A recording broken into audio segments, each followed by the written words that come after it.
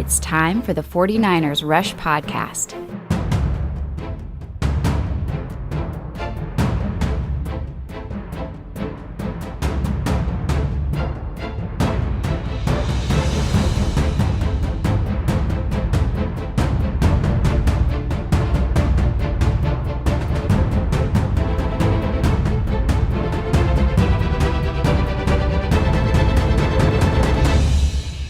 And here's your host, John Chapman. Oh, man, it is great to be with everybody talking some football. Unfortunately, I had to jump on today just because we have some bad news. Unfortunately, this is the way football works. And, we always want to applaud everybody that is working hard in the offseason and making all these meetups, despite with what's going on with COVID and everything else, the protests everywhere, whatever.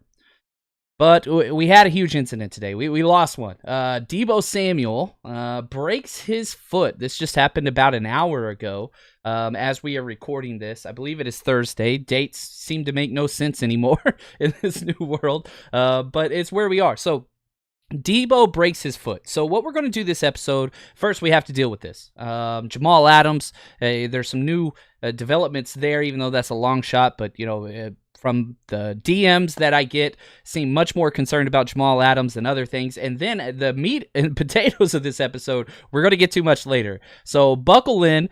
We got a long one. We're going to go through the all-decade team for the NFC West. The last episode we did was, projecting the NFC West team going into 2020. But what I wanted to do, I'm a history guy, I wanted to step back. I want to step back, and I wanted to look from 2010 to 2019 and come up with an NFC West all-decade team, and holy cow, I did not sleep much the past 3 nights just because it's so fascinating. Go through the stats and through each draft and, what the playoff records and all those types of things are. So definitely going to get some good debates going on there, but let's jump in and let's start talking some Deebo Samuel because this is crazy. They're working out in Nashville, and there's a lot of people that are in Nashville working out, which is a great thing. Again, lots of good news. And, I got this full list. I just want to say shout out to Lydia who put this up.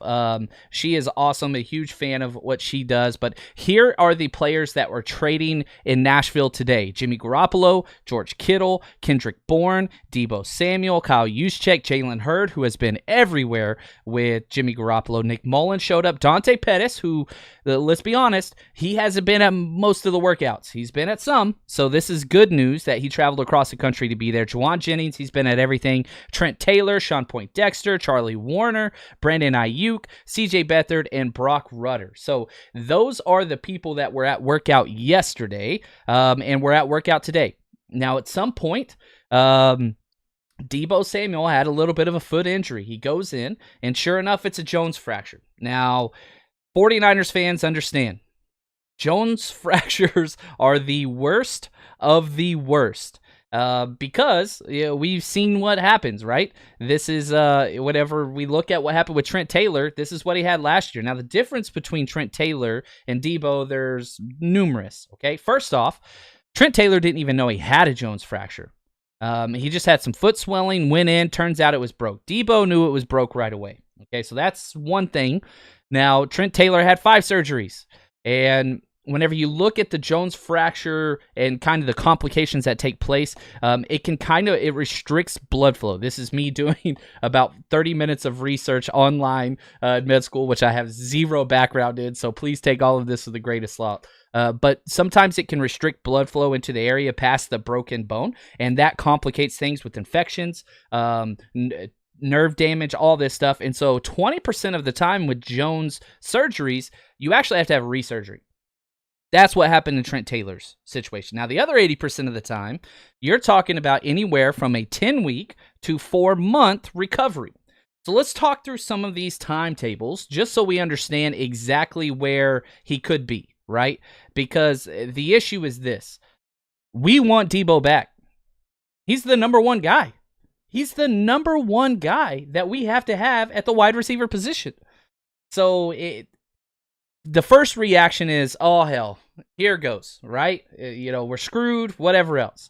But then we take back, Okay, Deebo he just had surgery today, came out of surgery, and he tweeted, this is what Deebo tweeted, "I'm back in 10 weeks. I'll be back and better than ever," right? So he's on the positive side for sure. Every athlete believes that they can come back sooner. That's what makes athletes athletes. You shouldn't run into 320-pound linemen with a smile on your face. But playing football, that's what you do. Logic usually does not always take over. Having said that, if those 10 weeks that Deebo Samuel came out and said that this is when I'm going to be back, that's August 27th to the day. That's right before week 3 of the preseason. So that's ideal. There is a strong chance, I'd say a little bit less than 50%, that Deebo actually suits up week 1 of the regular season. That is a possibility. Now, I don't think it's the most likely, okay? Now, if we look at the 3 to 4 month timeline, the way that it breaks with the schedule, it's very interesting. So if he is out for 3 months, which I think is likely, that would mean the first time that he is medically cleared would be right before week 1 versus the Cardinals. Now, if you push that back to the 4-month window, obviously you had 4 weeks. He's going to miss the 4 weeks of the season. That's the Cardinals, Jets, Giants, Eagles. And I think that's worst case scenario. Now, Deebo is young. He hasn't had a lot of injury issues with his feet before. He did have one ankle issue, but this is not an ankle issue. This is a foot issue. So I personally think if I was betting money on it now, I think that Deebo misses week 1 and week 2. Because the 49ers are playing for January and February. They're not playing for September or August. So I think he will miss weeks 1 and week 2. Now, let's just say that happens, and we'll keep updating everything. But what does this mean for everybody else? Because when we looked at the wide receiver position, it was a lot of question marks. We knew we had Deebo, and we knew we had Kendrick Bourne, and we were hoping Brandon Ayuk, we could kind of slowly bring him in, but eventually he would take that number 2 role. Well, guess what? Brandon Ayuk, that training curve, it's out the window. There's no training wheels, okay? You have to basically do what Deebo did last year, weeks 1, 2, and 3. Now, Deebo didn't come in and play every single snap, and I don't expect that of Ayuk. But I think what they're going to do now is they are going to transition, and Brandon Ayuk is going to have to learn to play that exact same Deebo role. And Kendrick Bourne, I'm telling you right now, Kendrick Bourne's your week 1 starter. There are definitely some other people that could step into that role. Dante Pettis, who we can keep writing off for dead. But the talent is there. He fits perfectly with this scheme. He's just got to get it right. So who knows?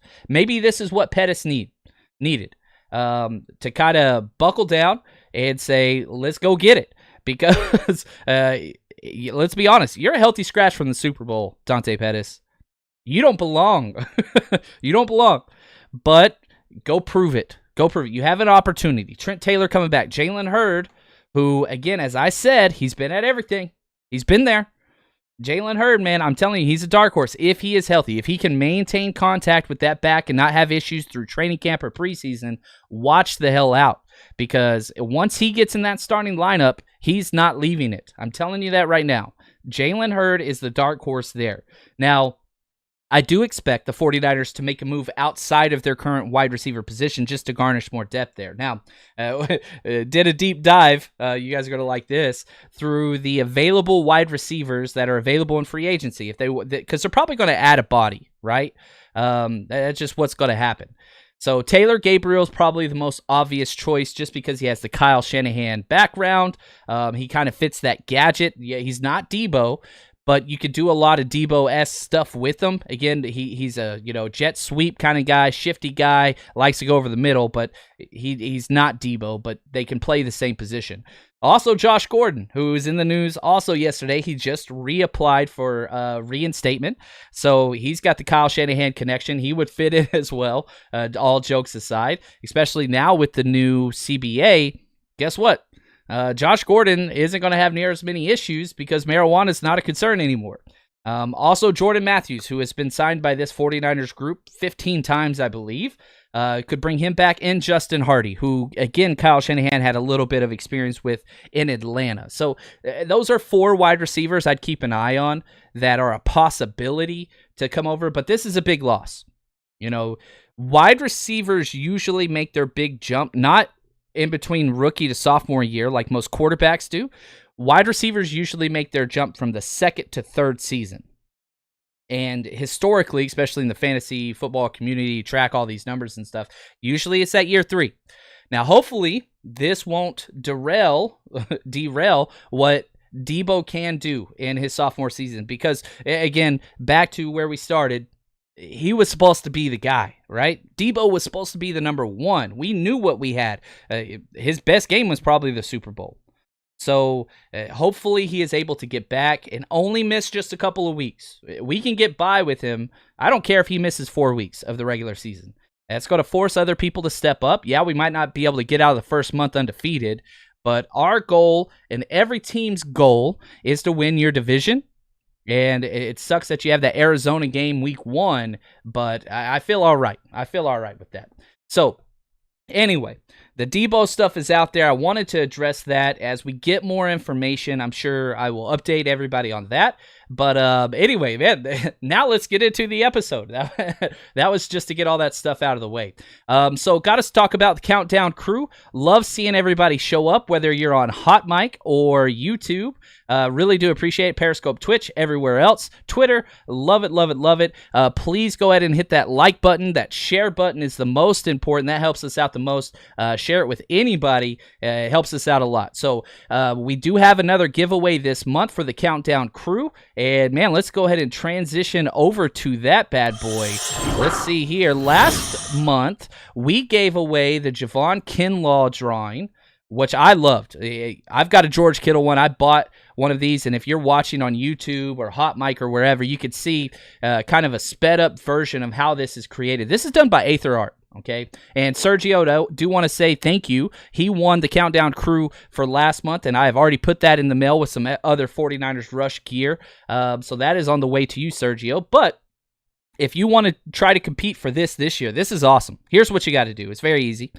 At the start of the episode, if you missed it today, that's okay. You got all month. All you have to do is hit hashtag CC anytime our podcast starts. And the easiest way to do that is by setting up your notifications. So if you're on YouTube or HotMic, whatever, just hit that bell. That way when we go live, you can join us. Hashtag CC, you're automatically entered. We tally them all up, and we give away the prize through a drawing. Last month with Sergio. So, and all you got to do, this is done by Aether Art, Aether Art. They have an awesome YouTube channel where he does all these drawings. It is absolutely incredible. As I said, I have the Kittle one I bought for my boys, and I put it in a frame, hung it up in our room, and it looks awesome. Kids love it. So that is an opportunity for you. And as we keep talking through some stuff, I'm going to let this video play just because it's fascinating to me how he can how he can do this. But anyway, go follow him, Aether Art on YouTube. He is awesome. Now let's talk some Jamal Adams. Okay. Now, Jamal Adams is an interesting guy in and of himself because guess what? He is, how do I say this? He's the best safety in the NFL. Like, he's number 1. For me, that's all there is to it. He's the number 1 safety. Now, does he fit what the 49ers do? 100%. The problem is him and the Jets have a lot of issues. Very similar to what's going on with Yannick Ngakoue. He wants to be paid top dollar. Now, this is where it gets complicated. Adam Schefter tweeted out today, I'll just read it word for word. There are 7 teams to which Jets Pro Bowl safety Jamal Adams would welcome a trade. Here are the 7 teams: Ravens, Cowboys, Texans, Chiefs, Eagles, Seahawks, and the 49ers. Everybody wants to play for the 49ers, including Tom Brady, and we turned him away. Now, there's lots of different ways to approach this. Yes, the 49ers want Jamal Adams. Every single team in the NFL wants Jamal Adams. The problem is this. 1, trade compensation. But that's not the biggest hurdle. The biggest hurdle is how the hell do you pay this guy? And that's where the 49ers are going to struggle. We haven't even signed Kittle yet, okay? We still got to figure out how to sign him. There's lots of other people that are going to be up as well. It's not going to be easy to do all of those things, and then you're going to add in Jamal Adams. So first, somebody asked, what could we give up to get him? And I think it would have to be a lot of players because we'd have to unload some money on our books. I think you're talking Jaquiski Tart. I think you're talking Tevin Coleman. I think you could throw in somebody like a Solomon Thomas or a Dante Pettis. But then you'd also have to add probably a second rounder. Now, let's say you give all that up, okay? You get Jamal Adams, and it might just be a one-year deal because you're not going to be able to pay this guy $15 million a year on top of Kittle. There's just no way. So personally, I don't think anything is going to happen. I hope that they try. And I'm okay with doing that, very similar to what we did with Emmanuel Sanders, where it's a one-year rental, and then we get a compensation pick back. We're due to get a fifth-round comp pick as of now for Emmanuel Sanders. Okay, then that's next year. Now maybe we just keep piling those on. I'm okay with that. I would give up a second and a few players to get Jamal Adams for sure. I don't want to give up a first, but if we did. The problem with giving up a first for Jamal Adams is you'd have to lock up a deal with him. If you trade for Jamal Adams now and give him a long-term deal before you give Kittle one, now you've got some issues in your locker room because Kittle is the heart and soul of this team. And you mean to tell me you're paying somebody Jamal Adams, you're giving him a contract, he hasn't played one snap for the 49ers after you trade DeForest Buckner, after you haven't signed Kittle? I think it could create some unrest. And it's not something that I'm a big fan of. Do I want Jamal Adams? Hell yeah. Again, every single team in the NFL wants Jamal Adams. That is simple. It's the cost, and then it's signing him long-term, which makes it even more complicated. So just a couple of things to think about there that definitely make it kind of rough. It's not the easiest thing ever. Now, let's transition. Here we go, baby. I'm excited now. We got the bad news out of the way. We're not trading for the best safety. Our wide receiver one's injured. Hopefully he'll be back soon. Let's move on to the all-decade team of the NFC West. This is so fun for me. I freaking loved it. It was a little nuts, but that's okay. And so here's what I'm going to do. We're going to do a first and second team, very similar to what we did last year. But again, this is all 10 years, and it had to take place in the NFC. So, for example, talk about Carson Palmer, who didn't make it. It's only the years that apply to the decade where you were playing in the NFC West. So even Patrick Willis, right, who's going to make this team, a lot of his best years were before 2010. They don't count. So it's only 2010 to 2019, and it's only when they were playing on NFC West teams. Now, there's definitely going to be some debate here, and I hope I piss a lot of you off. That's okay. It just helps me sleep at night. I don't do it intentionally. It just happens just because of my personality. But whatever. So let's talk about quarterbacks, and we're going to go through some stats and longevity and all those things. So here are the quarterbacks that were considered. Okay, Jared Goff, Colin Kaepernick, Carson Palmer, and Russell Wilson. All other quarterbacks just didn't have the longevity. You talk about Jimmy Garoppolo, he didn't have it. 1 full year as a starter, didn't have it, whatever else. So if we look at the time period that they were there, Jared Goff's right there on the cutoff. He's only had 4 seasons now, 16, 17, 18, and 2019. So he had 4. Carson Palmer, 2013 to 2017. Colin Kaepernick, 2011 to 2016. But he didn't even play in 2011, right? His rookie year, despite what, the people in the White House said, he didn't play his rookie year. And then Russell Wilson, who has been there 2012 to 2019 and started almost nonstop.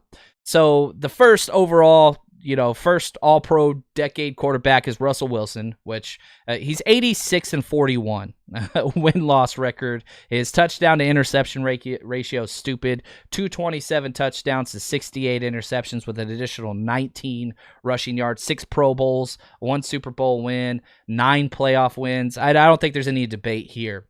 Now, the second team quarterback, this was rough because I kept going back and forth.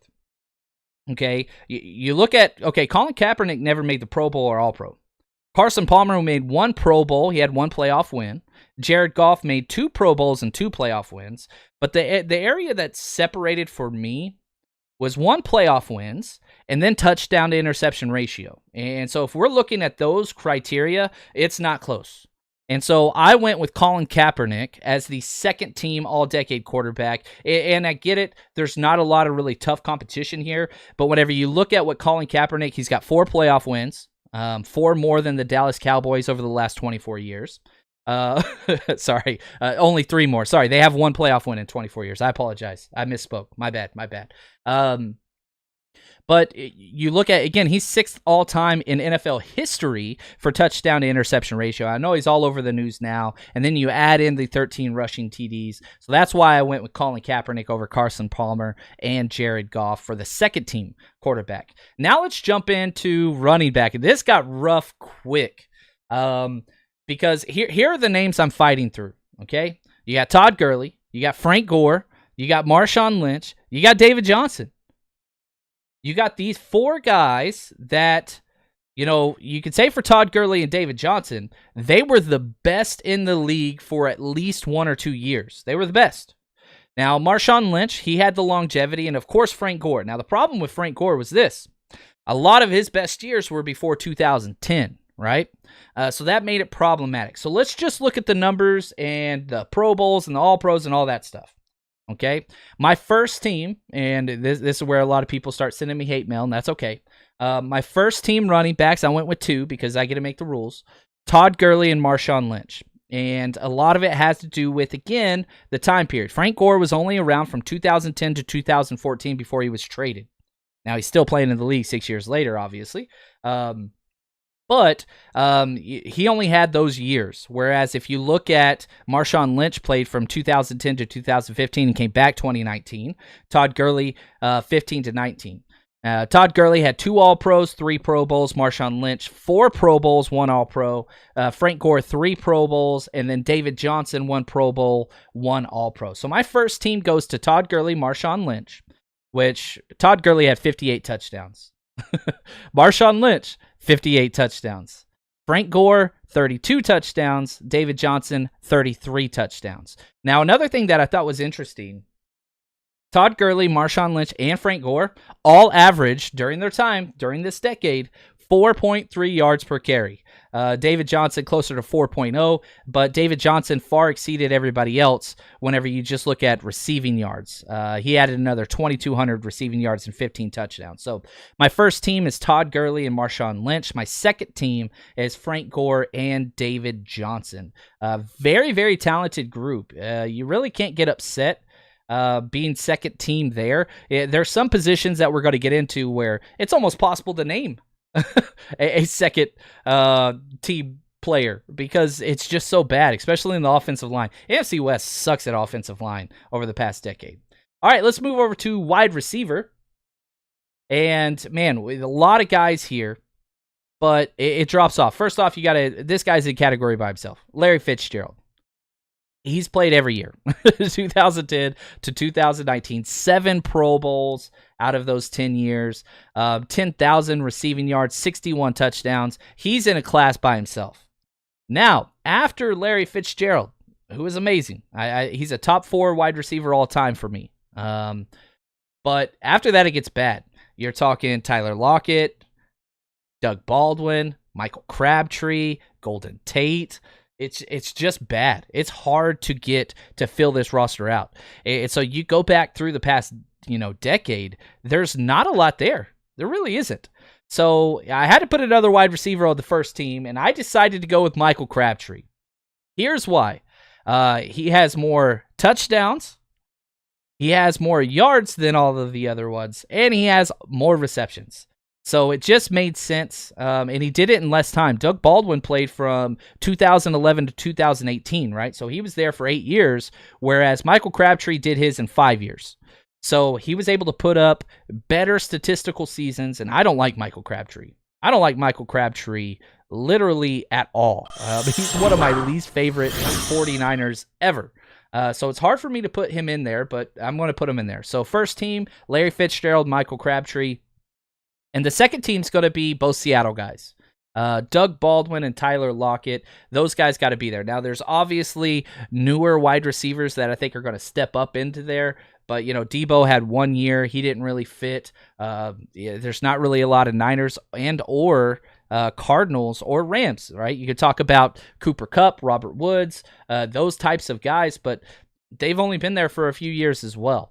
So they didn't really fit the mold for me. I think if they would have had 1 more year production, then I think that's a possibility. All right, here we go. This is going to piss everybody off. Let's make some people mad. Tight end position, baby.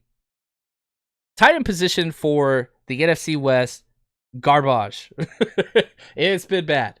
The 49ers are the only two that are really even respectable. I couldn't find another tight end that even received votes for the Pro Bowl. Delaney Walker is going to be the third runner-up, but he was only with the 49ers 2010, 11, and 12. So that made it kind of dicey. So the debate comes down to 49ers. I put this up on Twitter. It didn't go well. And, I'll say this. You have to look at just this decade, okay? So let's talk about Vernon Davis and George Kittle. And I love them both, right? It's like picking your favorite kid. Obviously, we all have a favorite kid. We just don't say it. Well, I put this up on Twitter. It got over 800 votes, and a lot of people were upset at me just for posing this question, but that's okay. Vernon Davis was with the 49ers from 2010 to 2015. That's 6 years, okay? George Kittle, he's only been from 2017 to 2019, 3 years. So literally twice the time Vernon Davis has been with George Kittle. Now the question is this. If you're picking individual year, you have to say George Kittle. He's got an All-Pro. He's got 2 Pro Bowls. Vernon Davis was never an All-Pro tight end. He got 1 Pro Bowl in his time. He was a great receiving threat and just racked up insane touchdowns. Here's what's crazy. Vernon Davis had 33 touchdowns in those 6 years. I mean, he was putting up some great numbers, whereas George Kittle has got 12. But George Kittle has the all-time record for receiving yards in a season and is way better blocker. I think if George Kittle has 1 more year, then I would be comfortable putting him ahead of Vernon Davis, but I can't do it. I just can't do it. My first team tight end, which I disagree with the masses because they voted 63% for George Kittle, and I get it. I think Kittle's a better player. If I could choose who I want on my team, I'm choosing Kittle. But the fact that Vernon Davis did this 6 years, quality starting, in some huge playoff moments, and 33 touchdowns, I've got to give the nod to Vernon Davis. He was there for twice as long. Kittle there only 3 years. Don't hate me. I love George Kittle. But that's what we're going with. And Delaney Walker and Lance Kendricks, they're the first ones out. Now let's get to offensive line. We're going to go through this relatively quickly because it was trash. It was bad, man. Joe Staley, obviously, is first team tackle. Okay, but you got to have 2. Then I'm stuck between, Anthony Davis was in the conversation for first team offensive tackle. That's how bad the NFC West has been on the offensive line. You're talking Jared Veld here, Rob Haverstein, Russell Okung. Like, these are the guys. And I couldn't find anybody at the tackle position. So my first team tackles are the only other tackle that got a Pro Bowl nod during this decade in the NFC West was Russell Okung. He started for Seattle from 2010 to 15. Got 1 Pro Bowl. Joe Staley, he started every single year. He got 6 Pro Bowls, right? So my first team tackles are Joe Staley, Russell Okung for Seattle. And then my second team, they're going to go to Jared Veld here, and who had 0 Pro Bowls, and Rob Haverstein, who also had 0 Pro Bowls. So I left Anthony Davis out of it just because he still kind of irks me a little bit. But yeah, you could tell. The offensive line is not a strength, and still to this day is not a strength for the NFC West. All right, let's jump to the interior offensive linemen, the guards, and man, again, not good. The good news is there are lots of 49ers represented here. First up, you've got to give it to Mike Uapati, who obviously now he's not very good, but he has played 2010 to 2014 with the 49ers. Okay, he had 4 Pro Bowls and 1 All-Pro during his time with the 49ers. Then he goes to play for Arizona for 3 years. Then now he's playing for Seattle. So he's almost played for the entire NFC West, and he's still going. He's still a starter.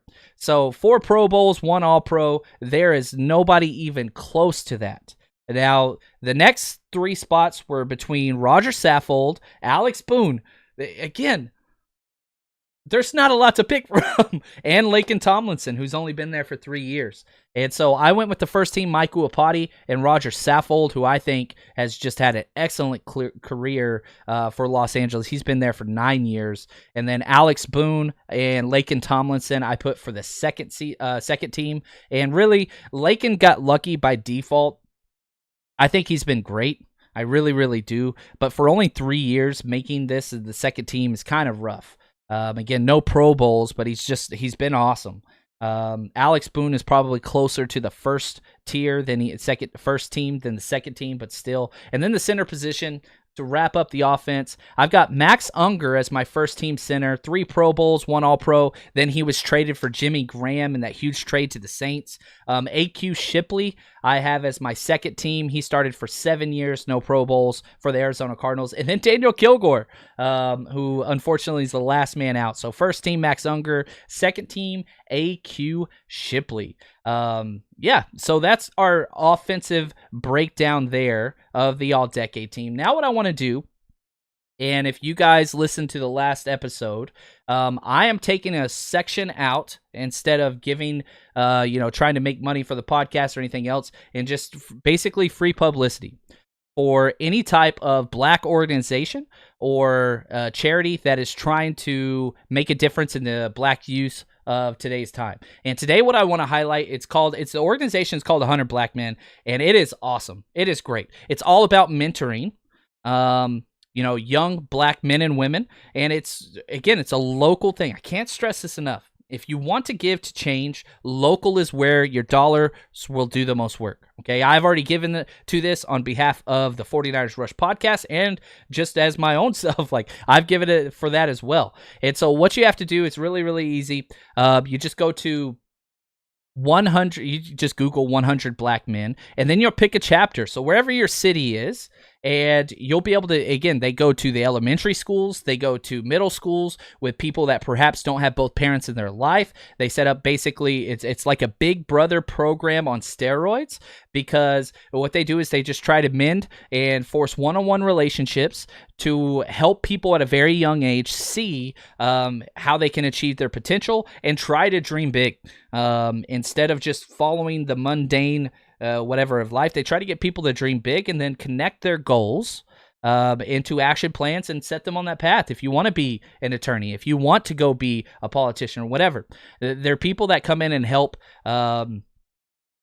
people get to their goals. So that's 100 Black Men. Please check it out. I put the link in the description there. And again, you get to pick your city. So once you go to that website, you just click Find Chapter, type in wherever it is you're from, and it even shows you the schools they're working with, which is really, really awesome. So cannot recommend this enough. Go check it out. It's called 100 Black Men, and it's all about mentoring young Black men and women to help them achieve their dreams. All right, here we go.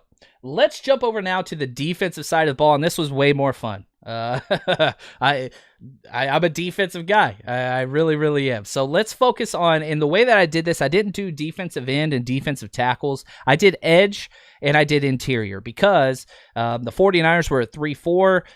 You look at the Cardinals are at 3-4 now, so it just didn't work. So I just did edge and then I did interior, and this was hard. The edge class is crazy, crazy, crazy deep. Let me just read some of the names that we're going through. Chris Long, Frank Clark, Alden Smith, Cliff Averill, Ahmad Brooks, Robert Quinn, Chandler Jones. And yeah, I put Ahmad Brooks as an edge for this just because he predominantly rushed the passer. So right off the bat, the easiest one to make the first team. So you got 2 first teamers and 2 second teamers. Chandler Jones. I thought... He's been there 4 years, 16, 17, 18, and 19.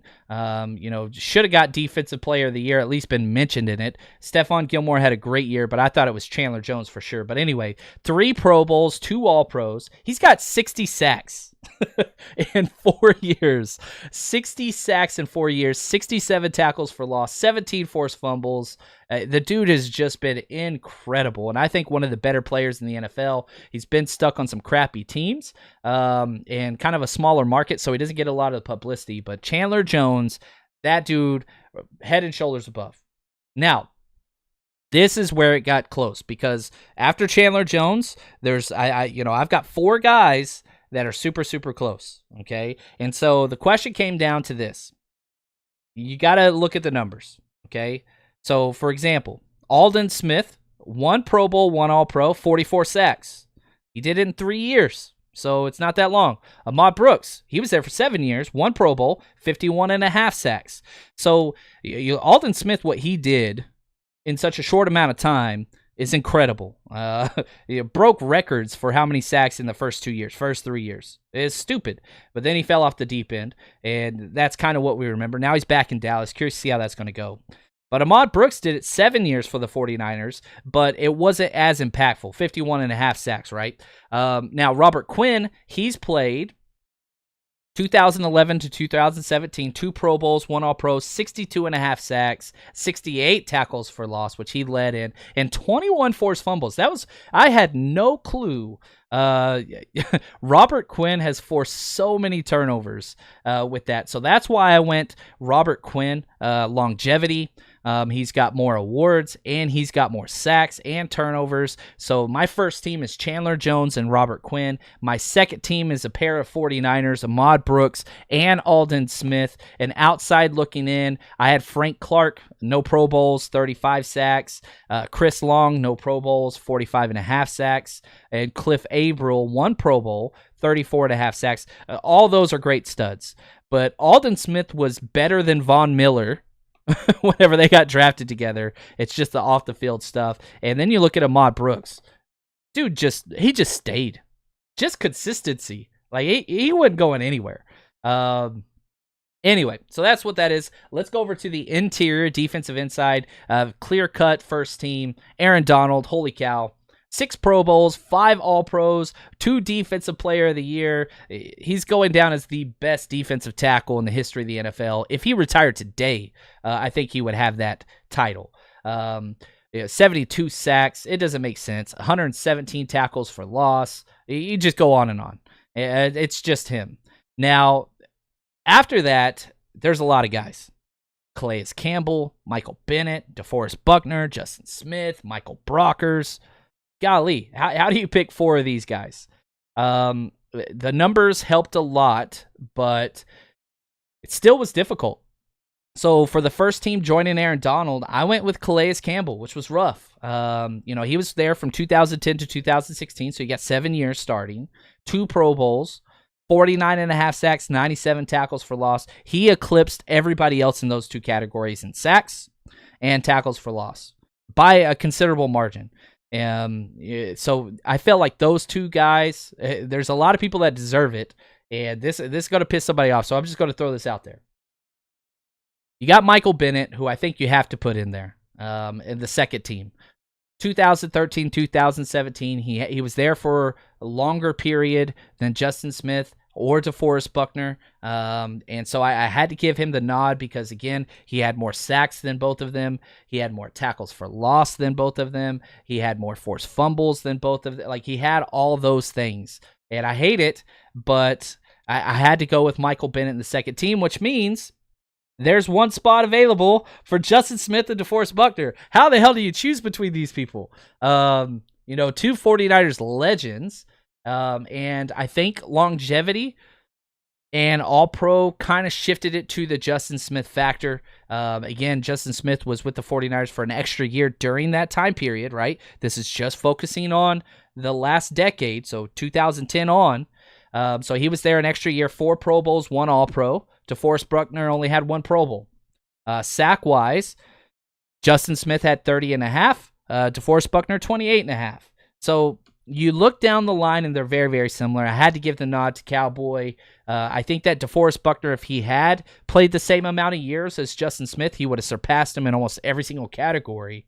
But he never got to that point. Through no fault of his own, mind you. He wanted to stay in San Francisco. They just didn't have the money. And then Michael Brockers I left out as well. So DeForest Buckner kind of gets a snub here, which is sad. It's kind of been that way for most of his career, to be honest with you. Hasn't gotten the notoriety or recognition from the league with All-Pros or Pro Bowls. And he's been deserving of all of them. But even if you just look at the numbers, Justin Smith, what he did with the 49ers for those 5 years, it's hard to argue. I love Defoe, but I'm going to have to leave him out of that one. And it hurts. I don't want to move on. I want to write an apology. All right. Let's move to the linebacking position. And, there's a lot of weaknesses throughout the NFC West, as I went through this at different positions, just like, how the hell am I going to get second teamers out of this? Linebacker was not one of them. You're talking some of the all-time greats: Patrick Willis, Navarro Bowman, Bobby Wagner, James Laurinaitis, Darrell Washington, KJ Wright. Definitely a huge drop-off. Carlos Dansby, Alec Ogletree. But there's a lot of dudes. I didn't mention Fred Warner, who's only been there for 2 years. But there's depth there. Now, again, this got tricky because the cutoff. I hate the freaking cutoff, right? Patrick Willis. Let's talk about Patrick Willis. I think he's one of the best, if not the best, linebacker of all time. I just think that's just the truth. How he was able to maintain his dominant level his entire career, it was amazing. The problem is, once we're getting into all-decade teams, it cuts his career in half. Because for this all-decade team, it's only 2010 to 2014. We're not getting the entire discography, right, of Patrick Willis. We're just getting half of it. And so that's rough. So that hurt Patrick Willis in this exercise. But still, even though it hurt him, 4 Pro Bowls, 3 All-Pros. He got snubbed on that 4th one. 14 sacks, 485 tackles, all those things, right? 4 interceptions. Dude's all over the place. He's going to be in the first team, period. I don't care. Navarro Bowman, 2010 to 2017, 3 Pro Bowls, 4 All-Pro teams. Holy cow. When Navarro Bowman hit those 2.5 years of elite playing status, you could argue at that point he was better than Patrick Willis. Patrick Willis just did it over a longer period of time at that consistently high level. Navarro Bowman was a little bit more of a bell curve, where he was learning, and then he was the best, and then he kind of fell off after that injury, which was rough, and you hate to see the way his career ended. But I love Navarro Bowman, one of my favorites of all time. Still have his jersey. This is my favorite jersey, I'm going to be honest with you. I should have said that out loud. I did. And then Bobby Wagner, he's got to make the first team because the time period has worked for him. 2012 to 2019, 5 All-Pros, 6 Pro Bowls, 1,000 tackles, 19.5 sacks. I hate Bobby Wagner, but he is amazing. Now, here's what's crazy, too. I paused and I went and looked through the NFL outside of the NFC West. And this is the only position I did this for, and again, I had 3 linebackers make the first team because it's a 4-3. That's how I see it. I made the rules. Don't argue with me. It's what we're doing. But during the all-decade team for the entire NFL, it's also came down to these 3 players. So not only are Bobby Wagner, Navarro Bowman, and Patrick Willis, in whatever particular order you want to put them in, the All-Pros for the NFC West linebacker corps, also the entire NFL for the 2010 to 2019 season. So talk about strength, right? It's incredible, the fact that we have been able to see this great of linebackers and the opportunity that the 49ers current linebackers can be up there with them. I don't think they can pass them, but it does remind you that 49ers have the best linebacking core in the NFL, period, bar none. It's not close. Anybody wants to argue that? Quan Alexander is on the bench for us. He is a Sam linebacker that rotates in. Quan Alexander starts for 28 teams in the NFL, period, maybe more. Now, I did just finish over on Patreon, a 40-plus minute Dre Greenlaw breakdown, and here's the deal.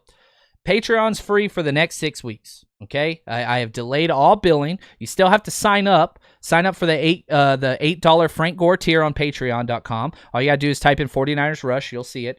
It's free. It's free. You just sign up, and if you don't like it or if money's tight, you can cancel before August 1st. I'm not turning billing on until August 1st. So you can go through. I've got 95 plus posts and video breakdowns on there. Like I said, I just finished a 40-minute Dre Greenlaw breakdown.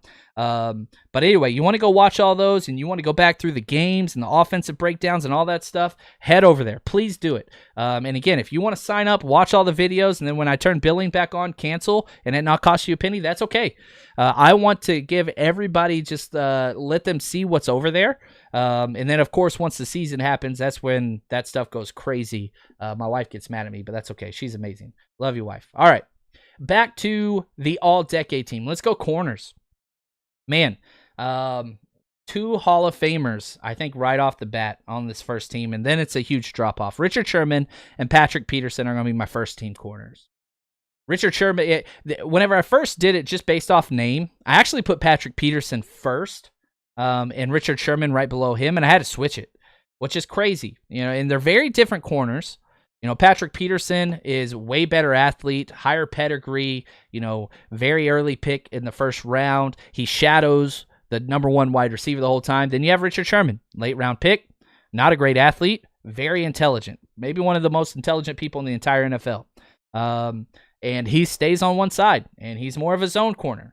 But whenever you look at the stats, I don't think it's close, okay? Now, Pro Bowls, All-Pros, they're very close. Patrick Peterson, 8 Pro Bowls, 3 All-Pros. Richard Sherman, 5 Pro Bowls, 3 All-Pros. Both elite, okay? But interception-wise, this is the difference. Richard Sherman, 35 interceptions to Patrick's 25. Okay, so he's got 10 more. Passes defense, 114 for Richard Sherman, 83 for Patrick Peterson. So you can kind of see the difference there, getting their hands on the ball. Sherman's definitely won. He's played so many bigger games. He's been in 3 Super Bowls. He's got 1 Super Bowl win during this time period as well. They both came into the league the same year. And so their metrics and their numbers, they're very easy to compare because it's the same amount of time that they've played. 2 of the best. Now, outside of that, I'm going through Carlos Rogers, Janoris Jenkins, Tremaine Johnson, LaMarcus Joyner, all those guys. And unfortunately, I couldn't give it to Carlos Rogers. He did have 1 Pro Bowl, but 9 interceptions, 32 passes defensed. But Tremaine Johnson and Janoris Jenkins, those are going to be my second team guys.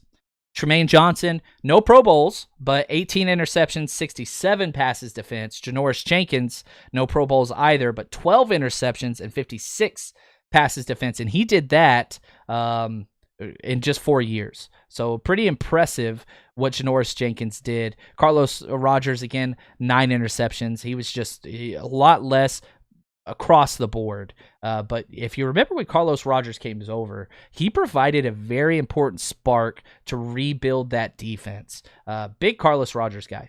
Now, last position, here we go. The safety position. This one was pretty rough. Earl Thomas, Cam Chancellor, that's first team. It's not even those guys. The first team was easy to pick. You look at what Earl Thomas has done: 6 Pro Bowls, 3 All-Pros, 23 interceptions. The guy, I think, is one of the top 5 best safeties all time. Yeah, he's getting his name dragged through the mud right now with what's going on off the field. But hey, his play was nuts. Cam Chancellor, 4 Pro Bowl selections. And his numbers never work because he's not a stat guy. He's an intimidation guy. He's a punisher over the middle. It's what it is. And so he kind of redefined that strong safety position. He deserves it. Now, the second team, you're talking Eric Reed, Tyrann Mathieu, Deshaun Golston, Budda Baker. There's a big drop. Tyrann Mathieu, even though he was only there for 4 years in Arizona, did good job. 1 All-Pro, 1 Pro Bowl, 11 interceptions. And so I had to give it to Tyrann Mathieu for the second team. And then, man, it got rough. The only other Pro Bowl nod was Eric Reed. From 2013 to 2017, he had 4 years, 10 interceptions, 34 passes defense, 1 sack, and 318 tackles. And so you could just see the drop-off, but I got to give it to Eric Reed. I even did kickers, which I know you guys probably hate. I'll go through these quick. Greg Zuerlein for the Rams was my first team. Steven Hauska, second team. David Akers was great, but only there for 2 years. Punters, Johnny Heckler, not close. He'll be the all-decade NFL punter as well. I think I said plumber. No offense to punters. Punters' lives. Come on, man. I like punters, except for when you draft them in the 4th round. And then Andy Lee, who punted 5 years with the 49ers and 3 years with the Arizona's Cardinals. So that's going to wrap it up. Now let's talk about totals. Here we go as we wrap this up. The least represented on the all-decade team is the Arizona Cardinals with 12. They had 6 on offense, 5 on defense, 1 on special teams. Oops, sorry, no. They were third. Last place was the Rams, actually. They only had 3 offensive players, 5 defense, and 2 special teamers. So if you take special teams out of the equation, they're even further down below. Seattle was third with 14 total, 7 on offense, 6 on defense, 1 special teamer.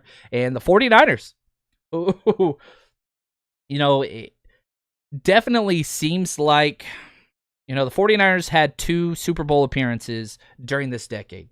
They lost them both, unfortunately. You look at the Seattle Seahawks, they had their 2 as well. Won 1, lost 1.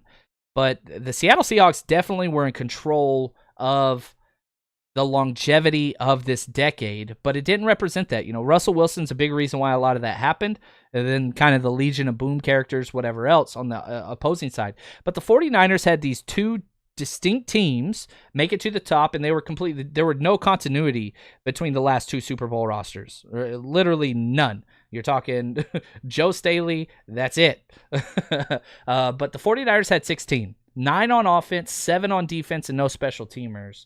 No. I was wrong. 1 special teamer. My numbers are wrong. Andy Lee, he counts for both teams. So the 49ers had 17. So that's 17 for the 49ers, 14 for the Seahawks, 12 for the Cardinals, and 10 for the Los Angeles Rams. So, man, that was a lot of talking. I know it's a long episode, but love you guys. Hopefully you guys enjoyed that. We're to the 50-minute mark. That's what I'm talking about. Anyway, head over to that Patreon. Go check that out. Also, do want to say just thank you to our sponsor. Let's get this thrown in there real quick. I just want to give a real quick shout out to our sponsor. I love this. BetOnline.ag. These guys are awesome. They have supported the podcast and all of Blue Wire podcasts for a while now. They are a great company. And here's the deal. With currently no NBA, NHL, MLB, football, whatever, there's no sports. We get it. But here's the deal. You can still go out and bet. Our exclusive partner, BetOnline.ag, still has hundreds of events, games, props to wager on. From their online casinos to poker, blackjack, they're bringing Vegas to you. Now, if you're missing the NFL, no problem. They have live daily, every single day, Madden NFL 20 simulations that you can bet on. So you can still bet on TV shows like Survivor, Big Brother, American Idol, all those things, stock prices, religion, whatever. It doesn't matter. You can bet on everything. BetOnline.ag. It's open 24 hours a day, and it's all online. So head over there. Here's the deal. Use the promo code BLUEWIRE, one word, BLUEWIRE, to join today. Receive your new welcome bonus. BetOnline.ag, your online wagering solution. Head over there. Sign up now. All right. I didn't get to questions this episode. As I'm scrolling through, I see a lot of really good stuff. I'm going to do a Q&A episode probably next week. And I think we're going to get a little bit more clarification from COVID and kind of all those things, because with what's happening with MLB and NBA and all those things, even college athletics, I want to dedicate time to what this is going to look like and how it's going to help teams. So I see your COVID answers, and I want to get into that, but I'm not as well versed with what's going on right now, just from the NFLPA side, which they've been relatively silent. And until they get that agreement in with what that's going to look like, I don't want to throw too much conjecture out there. So we will have time to get to some of your questions. So apologize we didn't get through those today, but it's already a super long episode. But hopefully you guys enjoyed it. And head over to Patreon. Get over there and do that. Also, in the description, Blue Wire has put a survey in there. It takes 60 seconds. I did it right before this. It doesn't take long. Just helps us out with what's going on behind the scenes. So if you want to take time to do that, I appreciate it. If you don't, totally cool. But just want to say thank you guys. Countdown crew is always in effect. Make sure you hit that alert button, and just want to say thank you guys for everything. Really appreciate what it is that you guys have done for the 49ers Rush podcast as we continue to grow. And just want to say thank you guys again. And as always, stay strong, faithful.